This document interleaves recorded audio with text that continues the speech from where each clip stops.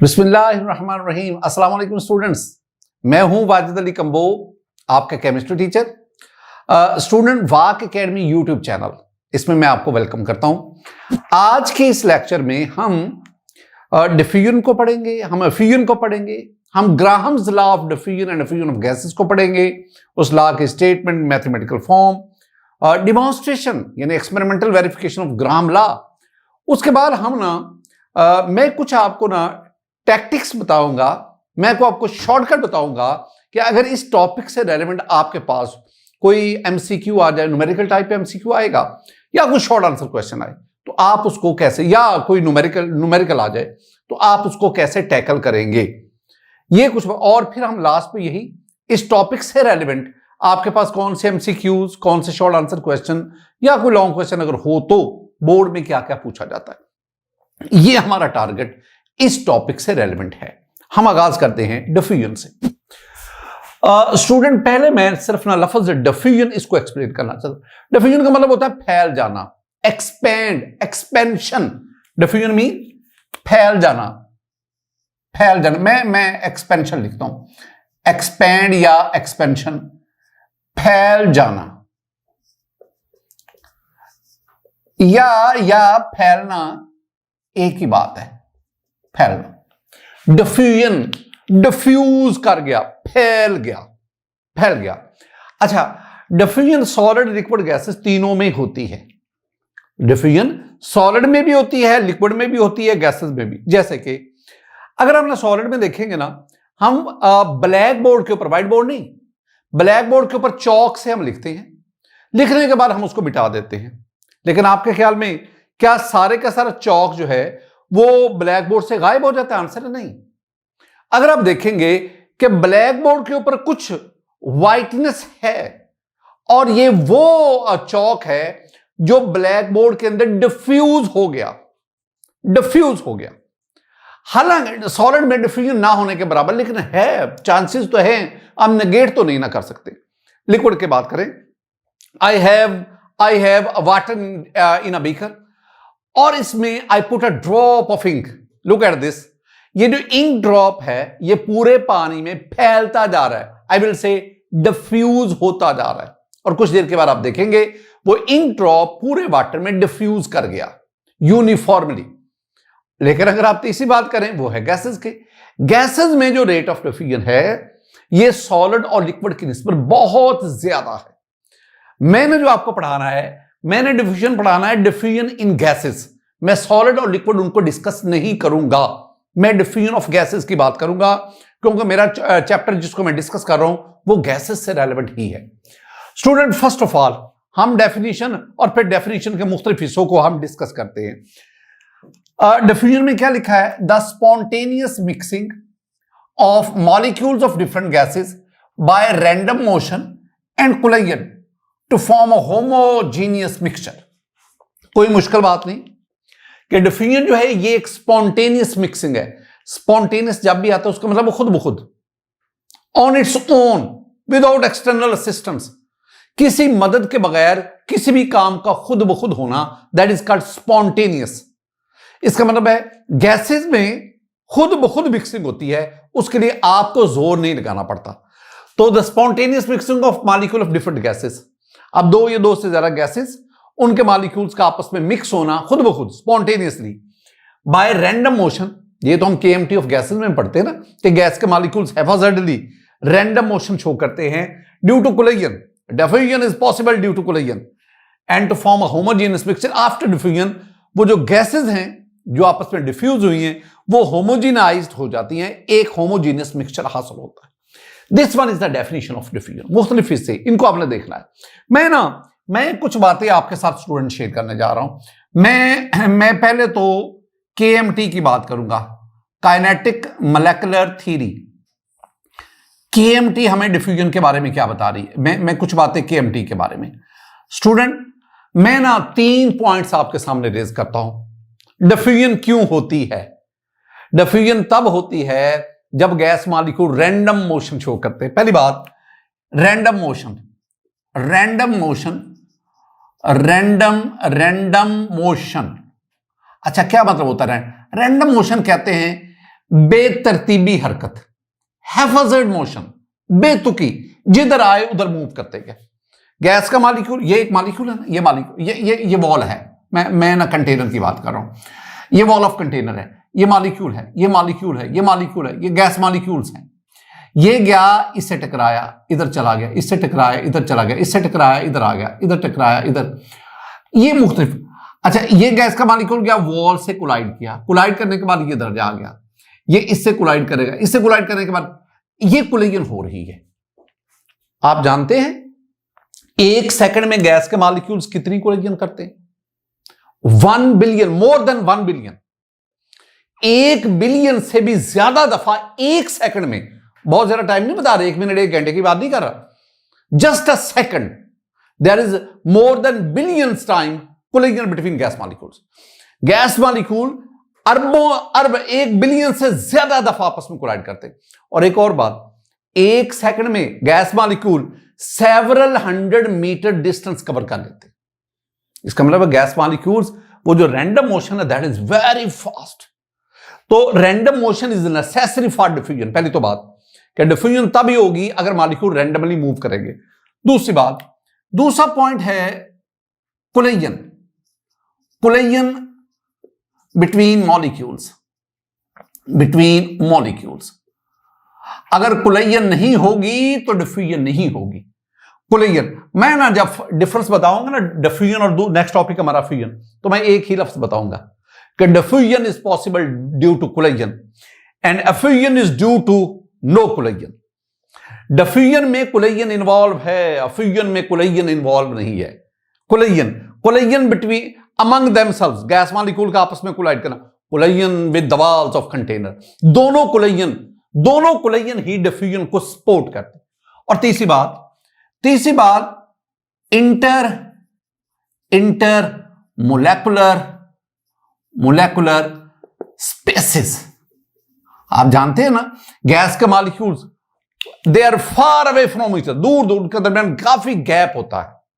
सागर एक गैस के मॉलिक्यूल्स के दरमियान गैप होगा तब ही दूसरी गैस के मॉलिक्यूल वहां अकोमोडेट करेंगे।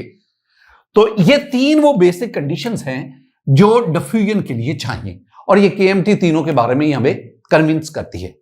स्टूडेंट, इसको आगे बढ़ने से पहले ना मैं कुछ आपको ये एग्जांपल दिखाना चाहता हूं।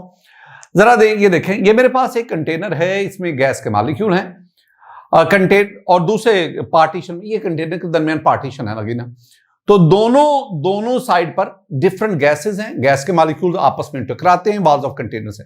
जब आप पार्टीशन को रिमूव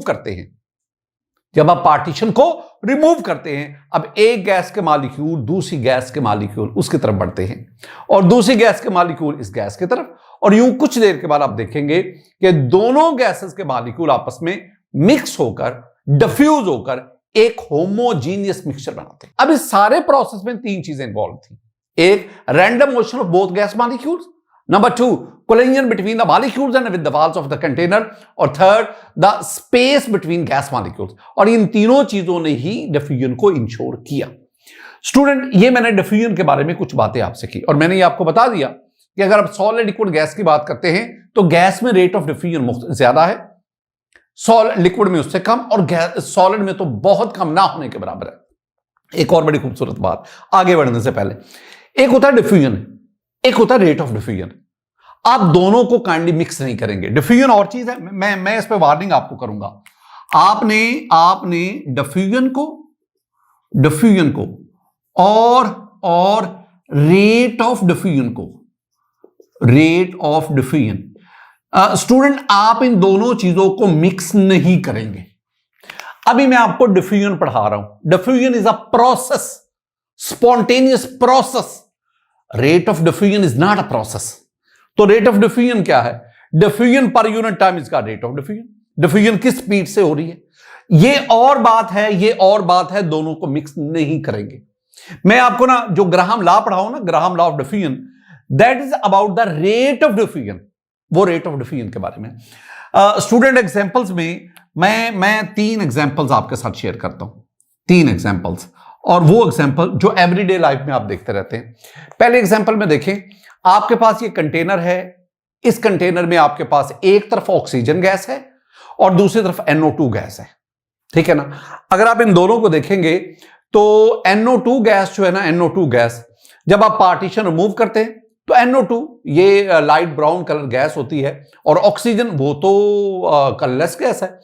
तो कुछ देर के बाद आप देखेंगे कि NO2 वो ऑक्सीजन में डिफ्यूज करती गई और ऑक्सीजन जो है वो NO2 में डिफ्यूज करता गया, और यूं आपके पास एक होमोजेनस मिक्सचर जिसमें दोनों गैसेस मुकम्मल तौर पर डिफ्यूज कर चुकी है।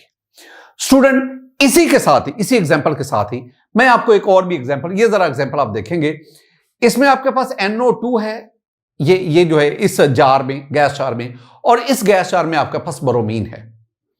अब इससे हम ना आगे बढ़ेंगे। अगर आप इनके ऊपर इन्वर्टेड फॉर्म में एम्प्टी जार रखेंगे, अब देखें तो आप नोट करेंगे कि ये जो NO2 है ये उस एम्प्टी जार में तेजी से डिफ्यूज कर गई, जबकि जो ब्रोमीन है ये उस एम्प्टी जार में NO2 की निस्बत कदरे स्लो इसने डिफ्यूजन की। इसका मतलब हुआ तमाम गैसेस का रेट ऑफ डिफ्यूजन एक जैसा नहीं है। NO2 इसने क्यों तेजी से डिफ्यूजन की, इसका रेट ऑफ डिफ्यूजन ज्यादा क्यों है? वजह सिंपल है कि NO2 का मॉलिक्यूल लाइटर है और ब्रोमीन का मॉलिक्यूल हैवियर है। तो जिस गैस का मॉलिक्यूल भारी होगा, हैवी होगा, उसका रेट ऑफ डिफ्यूजन कम होगा, और जिस गैस का मॉलिक्यूल हल्का होगा, लाइटर होगा, उसका रेट ऑफ डिफ्यूजन ज्यादा होगा। ये मैंने पहले जो बात की ना, इसमें मैंने आपको ना नाइट ऑक्सीजन और NO2 इन दोनों के बारे में बताया। और इसी तरह मेरे पास जो दूसरी एग्जांपल थी ना, उसमें मैंने NO2 को लिया और NO2 के साथ साथ मैंने ब्रोमीन को लिया। ये दो एग्जांपल्स मैंने आपको समझाई। अच्छा, एक और एग्जांपल में आए, ये तो आपकी एवरीडे लाइफ के ना, स्मोक वैनिशेस इन एयर। धुआं जो है ये हवा में गायब हो जाता है। आप देखते हैं ना कि ये गाड़ियों का धुआं, ये जो कारखाने हैं, फैक्ट्रीज हैं, इनका धुआं, या ये जो कभी आप एरोप्लेन को देखेंगे ना, तो एरोप्लेन के पीछे भी एक लंबी सी ये वाइट सी एक लाइन बनी होती है, लेकिन कुछ देर के बाद ये गायब हो जाती है। एक्चुअली ये होता क्या है, ये स्मोक है जो एयर में डिफ्यूज हो जाता है, और डिफ्यूज होने की वजह से उसकी कंसंट्रेशन कम और वो गायब हो जाता है। स्टूडेंट, यानी मैंने दूसरी एग्जांपल जो आपके सामने लाया वो है स्मोक वैनिशेस इन एयर। अच्छा, एक और चीज, वो भी एवरीडे लाइफ में, अगर आप ना कमरे के किसी भी एक कोने में परफ्यूम उसका स्प्रे करते हैं, तो कुछ देर के बाद वो जो परफ्यूम है वो पूरे रूम के अंदर डिफ्यूज कर जाता है, और आप उसकी हर कोने से यकसां जो है उसकी जो फ्रेग्रेंस है, उसके जो अरोमा है, उसको आप महसूस करते हैं। तो इसमें भी perfume diffuses the air inside the room, और कुछ देर के बाद वो होमोजीनस मिक्सचर। मैं ना डिफ्यूजन में एक और भी बात आपके सामने लाना चाहता हूं। डिफ्यूजन में ना आमतौर पर जो मूवमेंट है ना गैस मॉलिक्यूल की, वो from higher concentration to lower concentration, ये भी एक पॉइंट आपने, higher concentration to lower concentration. अब होता भला क्या है कि जब आप परफ्यूम का स्प्रे करते हैं ना, तो जहां पे आप परफ्यूम को छिड़कते हैं वहां उसकी कंसंट्रेशन ज्यादा है, लेकिन कुछ देर के बाद वहां से परफ्यूम के मॉलिक्यूल कमरे के अंदर पूरी एयर के अंदर डिफ्यूज कर जाते हैं, और वो उधर मूव कर जाते हैं जिधर उसकी कंसंट्रेशन कम होती है। तो ये डिफ्यूजन में द मॉलिक्यूल जो है वो higher concentration to lower concentration move करते हैं। स्टूडेंट, ये मैंने परफ्यूम की बात की कि perfume spreads in air inside the room, ये आपके पास आ गया। स्टूडेंट, डिफ्यूजन के बाद अब मैं बढ़ता हूं अफ्यूजन की जो टर्म है ये अफ्यूज से निकली। अफ्यूज का मतलब होता है बाहर निकलना, भाग जाना। ये मैं दो बातें करता हूं। अफ्यूज का मतलब होता है बाहर निकलना। अफ्यूज का मतलब होता है भाग जाना। और इंग्लिश में हम इसे क्या कहते हैं? हम कहते हैं escape। अच्छा, डेफिनेशन तो सुनो। The escape of gas molecule का बाहर निकलना, वन बाय वन, एक करके, गैस मॉलिक्यूल का एक करके बाहर निकलना थ्रू द होल, सुराख में से। सुराख का साइज क्या है? ऑफ मोलेकुलर डायमेंशन, उस सुराख में से जिसका साइज मॉलिक्यूल के साइज जितना है। तो किसी गैस के मॉलिक्यूल का एक करके एक सुराख से जिसका साइज मॉलिक्यूल के साइज के बराबर है, उससे निकलना इनटू एन एवैक्यूएटेड कंटेनर या इनटू एन एवैक्यूएटेड स्पेस, उस तरफ जिधर खाली जगह है, विदाउट कोलिजन। मैंने कहा collision is necessary in diffusion, in diffusion there is no collision, collision नहीं है। ये जितनी मैंने बातें की है ना, इन सब को मैं आपको आसान से जुबान में समझाता हूं। देखो मेरे पास ना ये दो कंटेनर हैं। मैं ना एक कंटेनर में ये गैस के मॉलिक्यूल्स हैं, ये मॉलिक्यूल्स हैं, ये गैस के मॉलिक्यूल्स हैं, और ये एक एवैक्यूएटेड कंटेनर है, एवैक्यूएटेड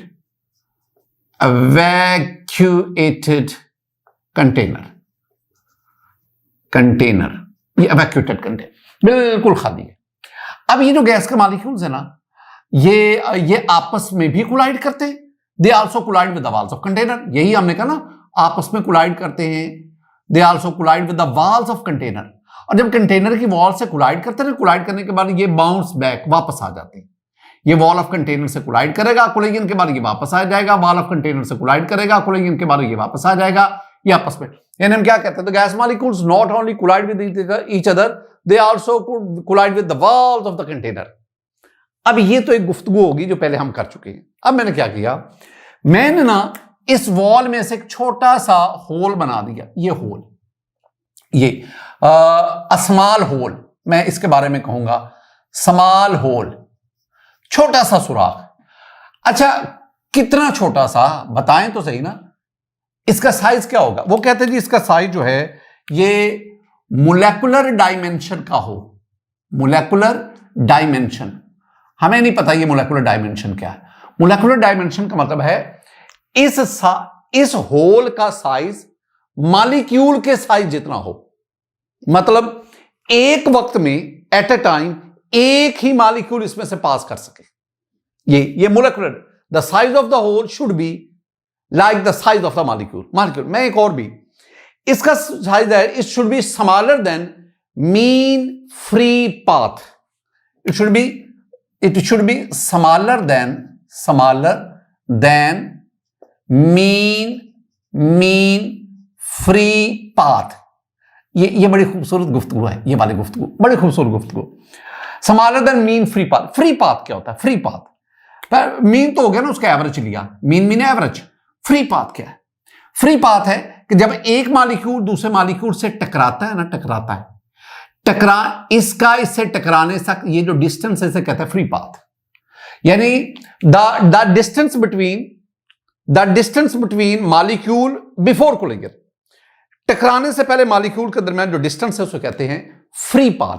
और जब आप एवरेज लेते हैं तो मैंने आपसे कहा है कि मॉलिक्यूल्स ऑफ गैस हो बिलियंस ऑफ कोलिजन पर सेकंड, एक सेकंड में अरबों कोलिजन उसकी हो जाती है। तो कोलिजन से पहले मॉलिक्यूल जितना डिस्टेंस कवर करता है that is called free path. और एवरेज लेने दे, वो कहते हैं कि इसका जो साइज है ना वो मीन फ्री पाथ से कम होना चाहिए। अगर कम होगा फिर ये एट ए टाइम एक मॉलिक्यूल पास करेगा ना। अच्छा ठीक है, अब हुआ वाला क्या, ये मॉलिक्यूल तो है ना, ये वाला, ये यहां जा रहा है, वॉल से कोलाइड किया, कोलिजन के बाद ये वापस आ गया। Look at this molecule. अब ये मॉलिक्यूल जा रहा है, ये जा रहा है, इसने फ्री पाथ कवर कर लिया, अभी और कोई इसके रास्ते में नहीं आया जिससे ये टकरा सके। अब जो ही ये यहां जाएगा ये इसके मुंह पे आ जाएगा और कोलाइड किए बगैर ये एवैक्यूएटेड कंटेनर में चला जाएगा विदाउट कोलिजन। एक और मॉलिक्यूल आ रहा है इसके पीछे, वो भी विदाउट कोलिजन इसके पीछे जा रहा है। यानी ये मॉलिक्यूल, गैस के मॉलिक्यूल, ये इस कंटेनर से एस्केप कर रहे हैं एक एक करके through a hole of molecular dimension into an evacuated container. तो कुछ देर के बाद आप देखेंगे यहां से मॉलिक्यूल इधर आते जा रहे हैं, और फिर ये नहीं कि सिर्फ इधर ही आएंगे, इधर से इधर को भी जा सकते हैं ये। और कुछ लम्हों के बाद आप देखेंगे कि दोनों कंटेनर में गैस का प्रेशर जो है वो सेम हो जाएगा, बराबर हो जाएगा।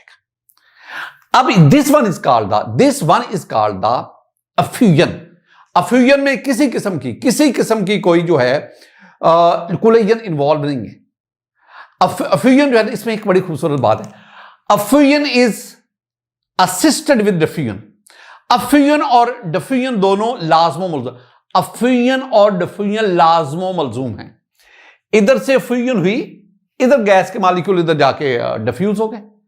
तो अफ्यूजन के बाद डिफ्यूजन होती जाती है। अच्छा, एग्जाम्पल तो बहुत ज्यादा है ना, एग्जाम्पल तो बहुत ज्यादा है कि जब टायर, मैं कुछ एग्जाम्पल आपके साथ शेयर करता हूं। जब किसी गाड़ी का या बाइक का टायर पंक्चर होता है तो आप देखते हैं कि उससे एयर मॉलिक्यूल जो है, हवा के जो मॉलिक्यूल्स हैं वो बाहर फ्यूज करते हैं, जिसकी वजह से उस टायर का वॉल्यूम कम होता जाता है और एक वक्त आएगा वो बिल्कुल फ्लैट है।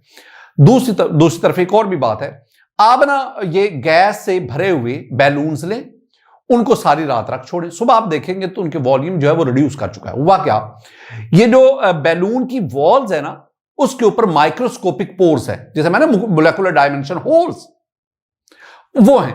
तो गैस के मॉलिक्यूल्स ना वो वन बाय वन उन होल में से अफ्यूज होते रहे, एस्केप करते रहे, अफ्यूजन होती रही, और अफ्यूजन की वजह से उसका साइज जो है वो रिड्यूस कर गया। स्टूडेंट, मैं आपको एक बात बताता चलूं, अफ्यूजन और डिफ्यूजन दोनों में ना बड़े टेक्निकल पॉइंट्स हैं, बड़े टेक्निकल डिफरेंसेस हैं। मैं वो डिफरेंसेस आपके साथ शेयर करना चाहता हूं। ये मेरे पास एक क्वेश्चन आता है कि how do you differentiate between diffusion and effusion. Very important short answer question. Student, इसमें आप जब भी डिफरेंशिएट का क्वेश्चन आए, the answer must be in tabular form. एक साइड पे आप डिफ्यूजन लिखेंगे, दूसरी साइड पे आप अफ्यूजन लिखेंगे। फर्स्ट ऑफ ऑल आप इनकी डेफिनेशन लिखेंगे, वही डेफिनेशन जो मैंने अभी आपके साथ शेयर की। डेफिनेशन के बाद आप 2-3 पॉइंट्स और भी लिखेंगे। डिफ्यूजन में आप कहेंगे it takes place in all directions, diffusion चारों तरफ होती है। और अफ्यूजन में हम क्या कहेंगे, it takes place through a hole. और होल के बारे में मैंने कहा कि that is of molecular dimension. Diffusion के बारे में हम कहते हैं it occurs in solid, liquid and gas molecules, लेकिन effusion it only occurs in gas molecule. ये बहुत बड़ा। और अगली खूबसूरत बात, डिफ्यूजन में it happens due to difference in concentration. बड़े काम की बात है कि डिफ्यूजन कंसंट्रेशन के डिफरेंस की वजह से, जहां पे कंसंट्रेशन ज्यादा होगी वहां से गैस मॉलिक्यूल लो कंसंट्रेशन की तरफ डिफ्यूज करेंगे। और अफ्यूजन में हम क्या कहेंगे, it happens due to difference in pressure. जिस साइड पे प्रेशर ज्यादा होगा वहां से गैस के मॉलिक्यूल उस साइड पे चले जाते हैं जिधर उसका प्रेशर कम है। ये बहुत इंपॉर्टेंट पॉइंट है। उसके बाद एग्जांपल मैंने आपके साथ डिस्कस कर ली। स्टूडेंट, डिफ्यूजन और अफ्यूजन के बाद अब हम बढ़ते हैं Graham's law of diffusion. Graham's law of diffusion, Graham's law of diffusion में अगर आप देखेंगे ना तो this law was introduced by a Scottish chemist. Scottish chemist, हमारी बुक में लिखा हुआ है एन इंग्लिश केमिस्ट, इंग्लिश तो मैं स्कॉटिश, स्कॉटलैंड का रहने वाला। नाम उसका है थॉमस ग्राहम। उसने ये लॉ जो है ना ये इंट्रोड्यूस करा। जरा स्टेटमेंट पे आना। स्टेटमेंट बहुत सिंपल सी है, स्टेटमेंट बहुत से, और कोई इसमें ना बड़ी बात भी कोई नहीं है कि वो गैस जिसके मॉलिक्यूल हैवी है उसमें रेट ऑफ डिफ्यूजन कम है, और वो गैस जिसका मॉलिक्यूल लाइटर है उसका रेट ऑफ डिफ्यूजन ज्यादा। This one is the simple. अच्छा, मैं एक और भी बात बताता चलूं कि अब हमने ना डिफ्यूजन नहीं पढ़ना, अब हमने रेट ऑफ डिफ्यूजन पढ़ना है, ये ध्यान में रखना है। द रेट ऑफ डिफ्यूजन और effusion of a gas is inversely proportional to the square root of its density at constant temperature and pressure। देखना मैंने क्या कहा, मैंने कहा कि रेट ऑफ डिफ्यूजन, एक बात ना मैं बीच में से तेजी से काट जाता हूं, ये जो ग्राहम लॉ है ना ये रेट ऑफ अफ्यूजन पर 100% एब्सोल्यूटली अप्लाई होता है, लेकिन डिफ्यूजन पर इतना नहीं अप्लाई होता, ये ज़हन में रखना है। अब इसके रीजन क्या है, ये एक लंबी बहस हो जाती है। बहरहाल, rate of diffusion is inversely proportional to square root of density इसकी, यानी वो गैस जिसकी डेंसिटी ज्यादा होगी उसका रेट ऑफ डिफ्यूजन कम होगा, लेकिन वो शर्त कह रहा है at constant temperature and pressure. At constant यानी टेम्परेचर और प्रेशर को आपने कांस्टेंट रखना। अच्छा, एक और बात है, फिर मैं एक अहम नुक्ता आपके साथ डिस्कस करूंगा। अगर आप प्रोपोर्शनैलिटी साइन खत्म करें तो आप कहेंगे जी अब मेरे से इतना ज्यादा नहीं लिखा जाता, काइंडली मैं रेट ऑफ डिफ्यूजन इतना बार बार नहीं, मैं इसको आर लिखूंगा, स्मॉल आर। तो R inversely proportional to √d। अच्छा, एक काम तो करो, प्रोपोर्शनैलिटी साइन खत्म करो, मैं यहीं पे खत्म करूंगा। अगर मैं खत्म करूंगा ना तो इसकी जगह पे क्या आ जाएगा, के, वो के आ जाएगा। अब आप √d को इधर ले आओ तो ये बन जाएगा R rate of diffusion multiply under root D, तो that is equal to K. ये जो मैंने लिखा है this is the Graham's law of diffusion.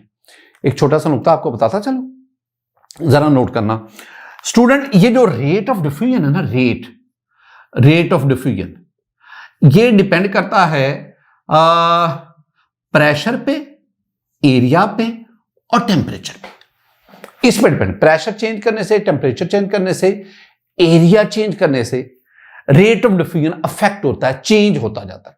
और साथ ही साथ हमें एक तो ये बात ध्यान में रखनी, और साथ ही साथ इट डिपेंड्स अपॉन डेंसिटी, और फिर डेंसिटी को ना मैं मोलेकुलर मास के साथ कोरिलेट कर दूंगा, अभी आपके सामने करूंगा। तो इसका मतलब है कि rate of diffusion it depends upon pressure, area and temperature.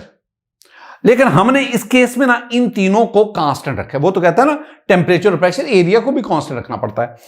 तो हमने इसको किसके साथ वेरिएबल बना दिया? हमने बना दिया डेंसिटी के साथ, और फिर कुछ देर के बाद में मॉलिक्यूलर मास की तरफ। ये कुछ इंपॉर्टेंट बातें हैं, इनको जेहन में रखा करें स्टूडेंट। मैं मजीद ना इसकी फर्दर मैथमेटिकल फॉर्म की तरफ बढ़ता हूं।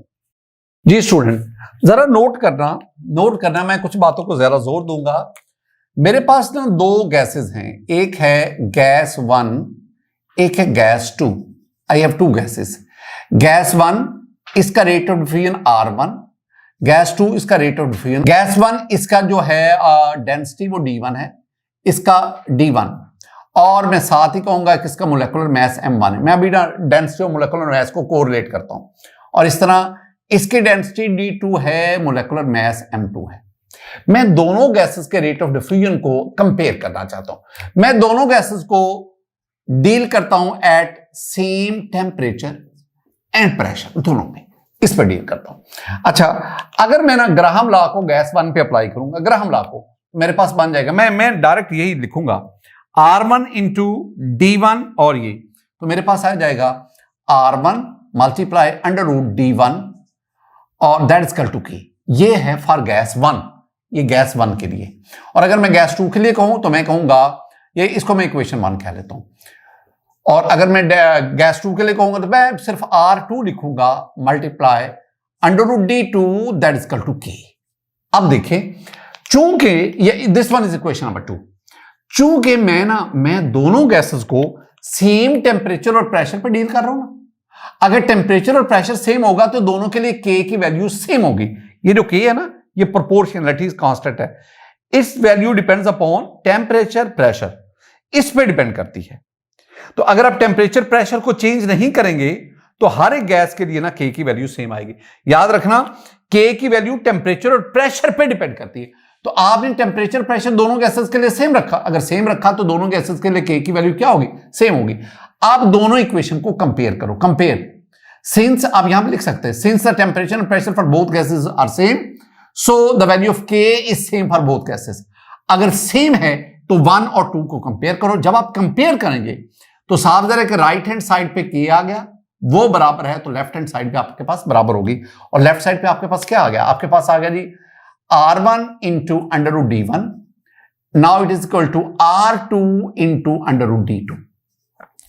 आप ना R1 R2 इसको एक साइड पे और डेंसिटी वाला फैक्टर दूसरी तरफ, तो यह आ जाएगा R1 over R2, that's equal to, मैं यूं लिख देता हूं D2 ओवर D1।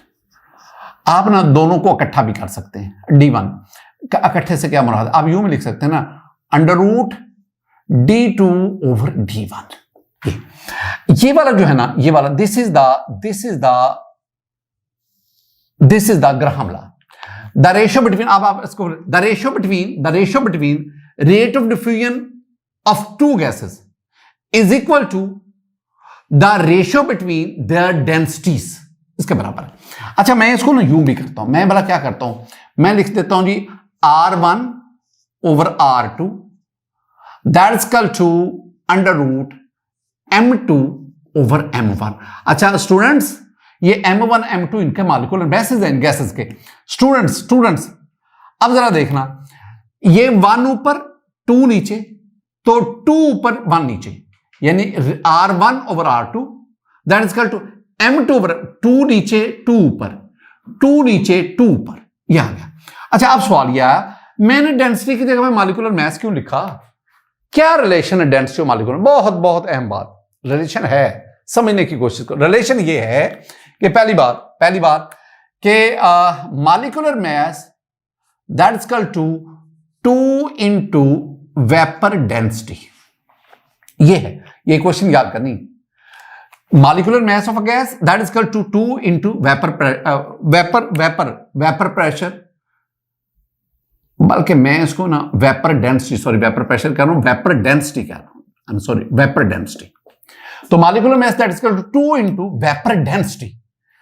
आप डेंसिटी लेना चाहते हैं, 2 इधर डिनोमिनेटर पे आ गया, तो इसका मतलब क्या बना? इसका मतलब बना कि density that is equal to m/2। जहां पे डेंसिटी है, डेंसिटी d2, तो ये m2/2 और d1 m1 और 2 आ गया। अब नीचे 2 ऊपर 2, 2 कैंसिल हो गए, ऊपर m2 बचा, नीचे m1 बचा।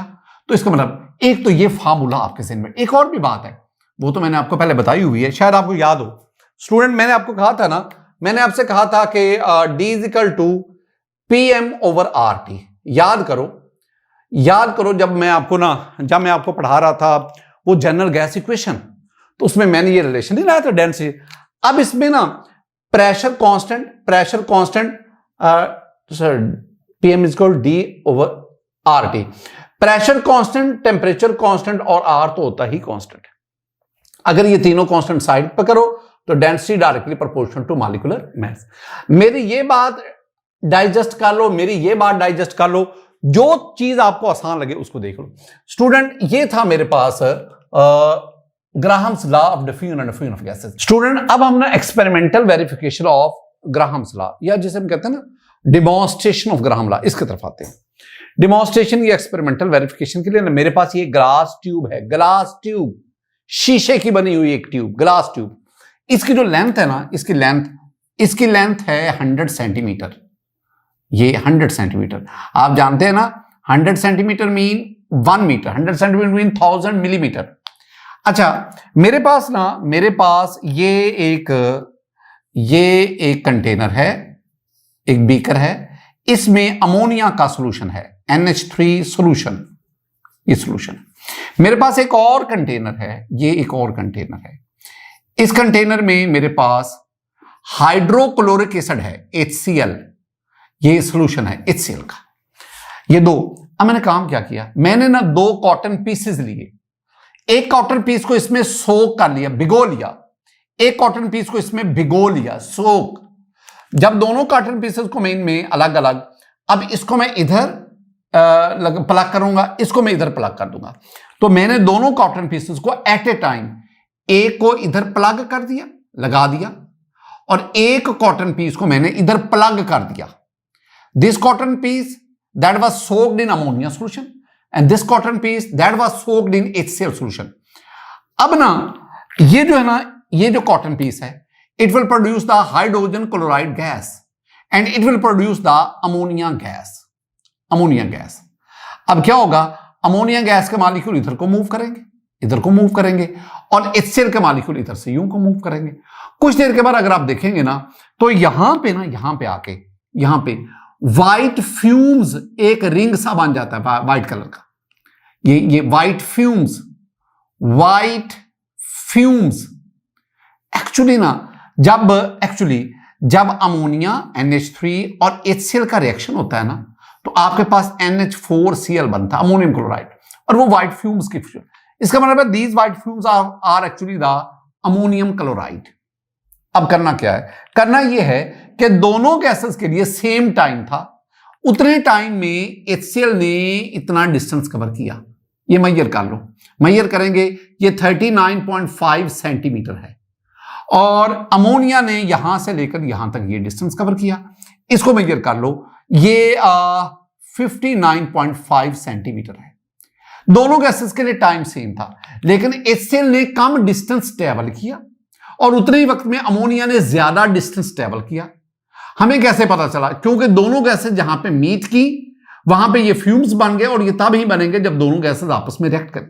अब आपने क्या करना है, हम ना इस पे जितनी मैंने वर्किंग की ना, आप इस पर ग्राहम लॉ को अप्लाई करें।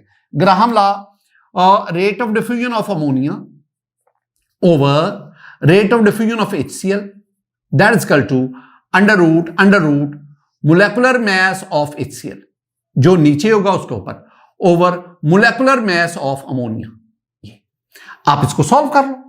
आपके पास rate of diffusion of ammonia कितना है? रेट ऑफ डिफ्यूजन ये वाला जो है ये है 59.5, ये है 59.5 over rate of diffusion of HCl कितना है? ये वाला जो है ना, ये वाला, इसको मैं कहूंगा rate of diffusion of HCl, ये 39.5 और ये जो 59.5 है इसे मैं क्या कहूंगा? This is the rate of diffusion of ammonia. अब आपने नीचे ये लिख दिया 39.5, दैट इज इक्वल टू, हमें दो चीजें यहां पे चाहिए। एक मुझे चाहिए मोलेकुलर मास ऑफ HCl। अब जो HCl है ना, HCl, इसका जो मोलेकुलर मास है खुद कैलकुलेट कर लो। क्लोरीन 35.5, हाइड्रोजन 1 है तो ये बन गया 36.5, ये ग्राम पर मोल ले लो, वट एवर ग्राम पर मोल ले लो, मोलेकुलर मास जो मैं कह रहा हूं। दूसरा, आप मोलेकुलर मास ऑफ अमोनिया ले लो, molecular mass of ammonia, nitrogen 14 और 3 हाइड्रोजन ऐड करें तो ये होगा 17 ग्राम पर मोल। अब आप क्या काम करोगे? आप मोलेकुलर मास ऑफ HCl 36.5 उसको ऊपर लिखोगे, 36.5 divided by molecular mass of ammonia that is 17, उसको नीचे। इनको सॉल्व करोगे, यू हैव द कैलकुलेटर्स, और अब आप इसका अंडर रूट ले लें। 1.46 गया है और इसको भी कैलकुलेट करोगे, 1.46 गया है, मतलब left hand side is equal to right hand side. जब दोनों साइड्स बराबर हो जाएं इसका मतलब है ये लॉ वेरीफाई हो गया। ये हमारे पास था एक्सपेरिमेंटल वेरिफिकेशन। अगर आप इसको ना, इसको प्रैक्टिकली में अगर आपको दिखाऊं ना प्रैक्टिकली, तो स्टूडेंट जरा देखिएगा, ये आपके पास ना अमोनिया सोल्यूशन है, ये आपके पास HCl हाइड्रोक्लोरिक एसिड का सोल्यूशन है। आप ना 2 कॉटन पीस लें, उनके ऊपर एक के ऊपर अमोनिया सोल्यूशन, एक के ऊपर HCl सोल्यूशन, और फिर आप इनको ये ग्लास ट्यूब इनकी दोनों एंड पर प्लग कर दें। दोनों जो गैसेस हैं उनके वेपर्स मूव करेंगे और इस जगह पे मिलेंगे, जहां मिलेंगे वहां पे ना वाइट फ्यूम्स मिल जाएंगे अमोनियम क्लोराइड का। अब दोनों एंड से ना आप उसका डिस्टेंस मालूम कर लेंगे और फिर ग्राहम लॉ वो पुट करके आप इसको सॉल्व कर सकते हैं। स्टूडेंट, ये मैंने आपको कुछ बहुत बहुत बहुत इंपॉर्टेंट, यानी आप कहते हैं, जैसे कहते हैं ना कि किसी भी चीज का अर्क निकालना, असल ग्राहम लॉ क्या है, कहां अप्लाई होता है, कहां पे ये हमें काम देगा, MCQ में कहां पे काम देगा, न्यूमेरिकल टाइप क्वेश्चन को सॉल्व करने में कैसे काम देगा, आइए अब इसको देखते हैं। स्टूडेंट, बहुत बहुत अहम नुकता, important, rate of diffusion is measured in terms of, ये हम कहते हैं rate of diffusion of gas is inversely proportional to, ये रेट ऑफ डिफ्यूजन इसको हम किस तरह मेजर करते हैं, किस तरह मेजर करते हैं, और हमसे जब क्वेश्चन पूछे जाते हैं तो उसमें रेट ऑफ डिफ्यूजन के लिए कौन कौन सी टर्म्स इस्तेमाल होती हैं, बड़ा अहम नुकता है। रेट ऑफ डिफ्यूजन को हम 3 मुख्तलिफ टर्म्स में इस्तेमाल करते हैं। पहली टर्म क्या है? रेट ऑफ डिफ्यूजन को हम लेते हैं इन टर्म्स ऑफ वॉल्यूम, वॉल्यूम की टर्म में। अच्छा, वॉल्यूम की टर्म में कैसे हम लेंगे? हम कहेंगे कि रेट ऑफ डिफ्यूजन मैं आर ही लिखूंगा, जहां भी मैं आर लिखूं इसका मतलब रेट ऑफ डिफ्यूजन मैं कह रहा हूं। Rate of diffusion that is equal to volume of gas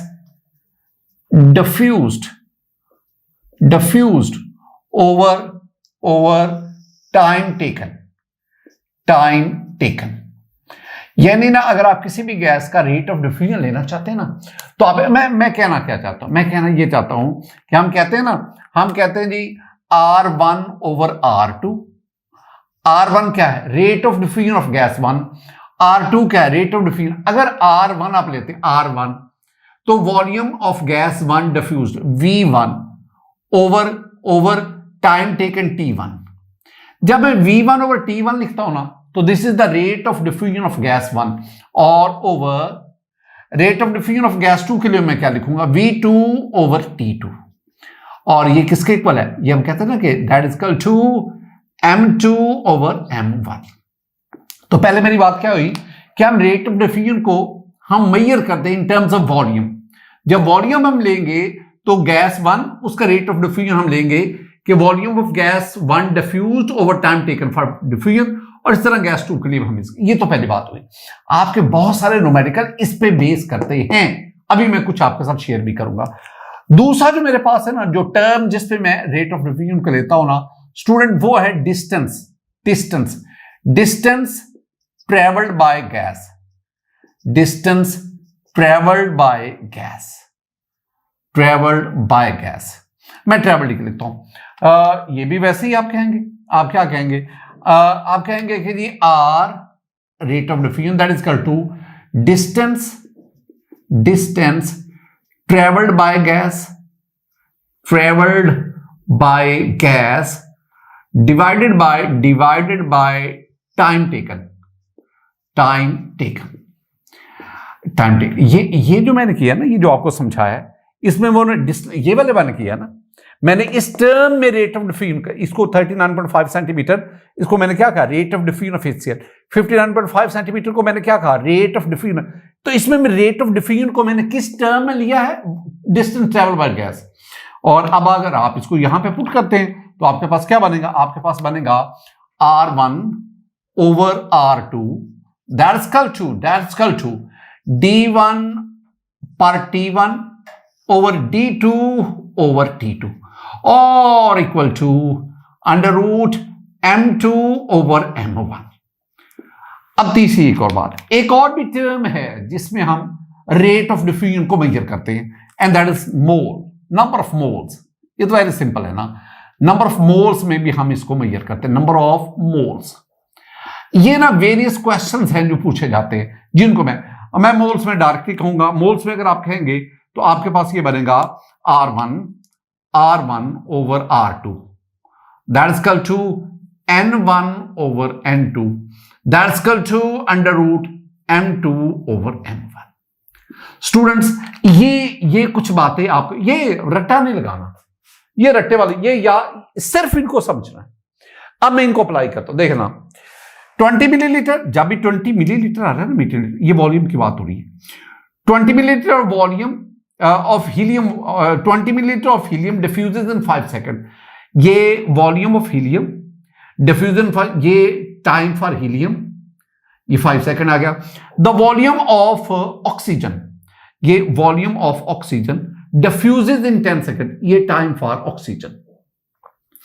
यहां पे आप 1 से मुराद हीलियम ले लो, 2 से मुराद आप ऑक्सीजन ले लो, यानी ये हीलियम आ गया, ये ऑक्सीजन आ गया। अगर मैं 1 हीलियम को कह रहा हूं, volume of helium He, time for helium ये Te, टाइम, और वॉल्यूम फॉर ऑक्सीजन और टाइम फॉर ऑक्सीजन, और M2 ये molecular mass of oxygen and molecular mass of helium. ये मैंने 1 की जगह पे, जहां भी 1 था मैंने हीलियम लिख दिया, जहां पे 2 है मैंने ऑक्सीजन लिख दिया। अब आप इसको अब ना इतने वाले हिस्से पूछ क्या रहा है, वो कहता है कि आप वॉल्यूम ऑफ ऑक्सीजन बताओ, V2 बताओ, ये V2 बताओ। आपके पास बाकी सब है, आपको पता है ना, मोलेकुलर मास ऑफ ऑक्सीजन क्या है पता है आपको, 32 ग्राम पर मोल। मोलेकुलर मास ऑफ हीलियम कितना है आप लोगों को पता है, 4 ग्राम पर मोल होता है ये। तो अब आपने काम क्या करना है, काम ये करना है, इसको छोड़ो, अब इसमें बात कर रहे हैं ना, हम रेट ऑफ डिफ्यूजन को इसमें ले रहे हैं, रेट ऑफ डिफ्यूजन को हम इसमें ले रहे हैं, ये वॉल्यूम वाली टर्म।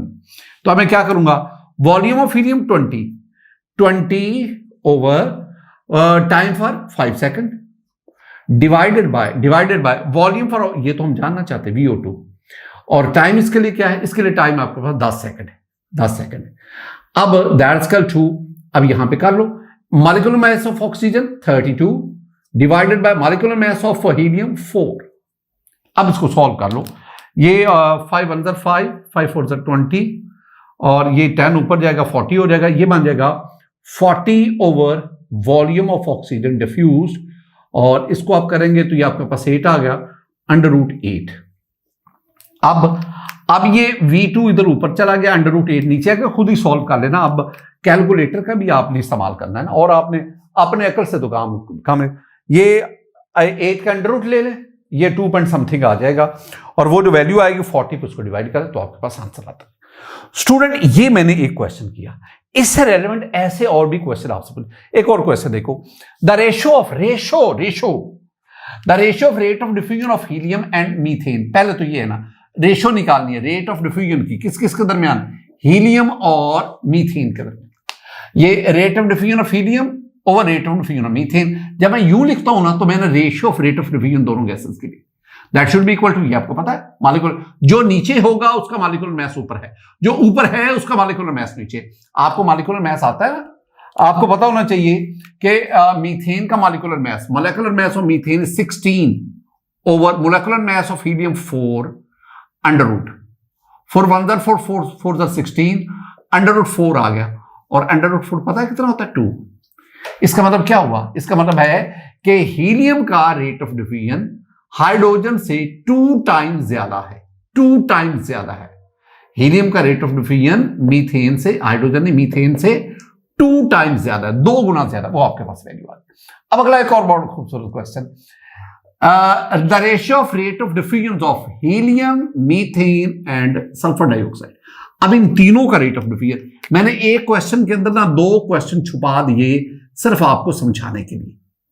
अब इन तीनों के rate of diffusion, rate of diffusion of helium, rate of diffusion of methane, rate of diffusion sulphur dioxide, तीनों के रेट ऑफ डिफ्यूजन, इसको कंपेयर करो, रेशियो लो, कंपेयर, ये रेशियो ही ले लो।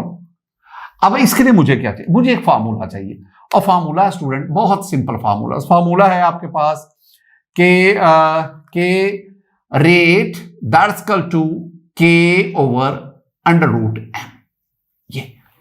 ये सब के लिए ले, अगर मैं रेट ऑफ हीलियम लेना चाहता हूं तो K over under root molecular mass of helium, ये आ गया।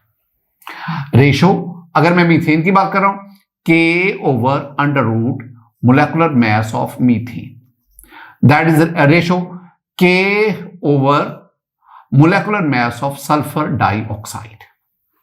अब के तो सामने कॉमन है ना, तो के तो कट गया, के तो कट गया।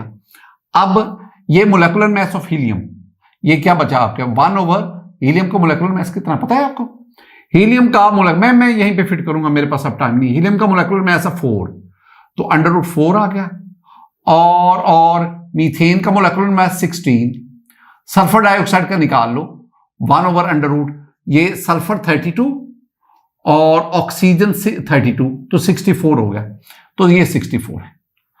अब ना 4 का अंडर रूट ले आएगा 2, तो ये आपके पास आ गया, मैं यहीं पे करूंगा 1/2 आ गया रेशो, ये 4 का अंडर रूट 2, 16 का 1/4 4 आ गया, और 64 का 8 आ गया। ये ले लेना ना अंडर रूट, सिंपल सा है। अब आप क्या काम करो, आप ना इन सब को 8 से मल्टीप्लाई करो, तो 2 1 2, 2 4 8, यहां पे 4 आ गया, तो 4 1 4, 4 2 8, यहां पे 2 आ गया, और 8 8 से ये 1 आ गया। इसका मतलब है ये 4 किसका आ गया, रेट ऑफ हीलियम, 2 किसका आ गया, rate of diffusion of methane, और 1 किसका आ गया, rate of diffusion of SO2 sulphur dioxide.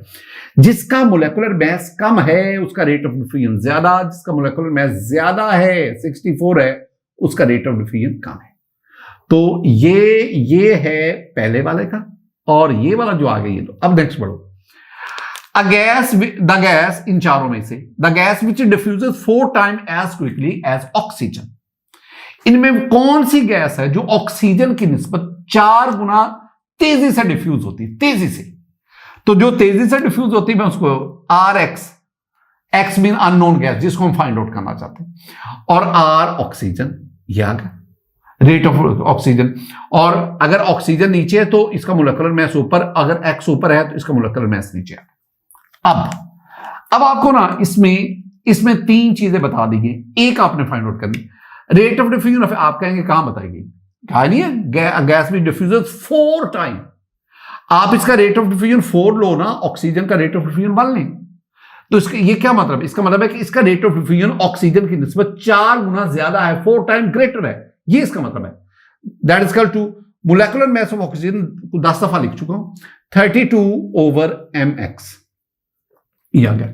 अगर आप इसको खत्म करना चाहते हैं तो आप इसका भी स्क्वायर ले लें, तो इधर भी आपको स्क्वायर लेना पड़ेगा, तो 4 4 16 दैट इज इक्वल टू, ये खत्म हो गया, तो 32 ओवर mx। आप mx जानना चाहते हैं, molecular mass of unknown gas, इसको इधर ले जो 32 नीचे आ जाएगा, तो 16 नीचे आ जाएगा, तो mx that is equal to 32 over 16, और इसको कट करोगे तो आपके पास आ जाएगा 2 आ जाएगा 2। अब आपने इन चारों गैसेस में से देखना है किसका मोलेकुलर मास 2 है।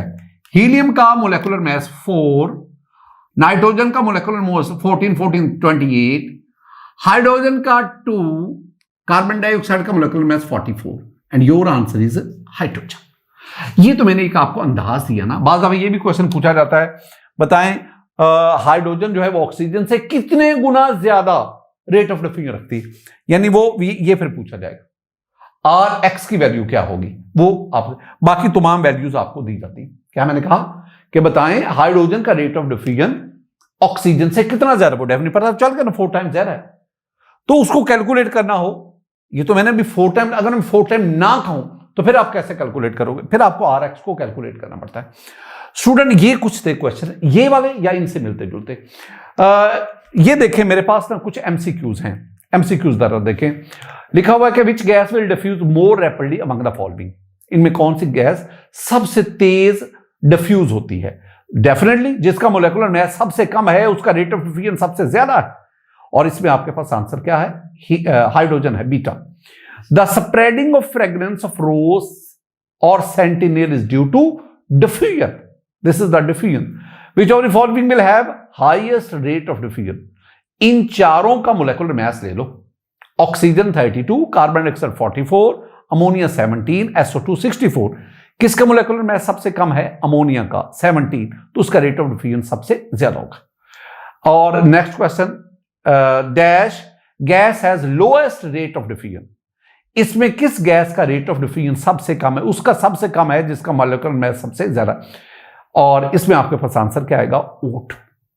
स्टूडेंट ये आपके पास वो शॉर्ट आंसर क्वेश्चन है जो अक्सर इससे पूछे जाते हैं। यह था हमारा आज का लेक्चर, जिसमें हमने ग्राहम लॉ ऑफ डिफ्यूजन और साथ साथ डिफ्यूजन और डिफ्यूजन इसको डिस्कस किया।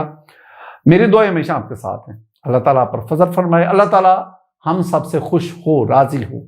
अस्सलाम वालेकुम व रहमतुल्लाह।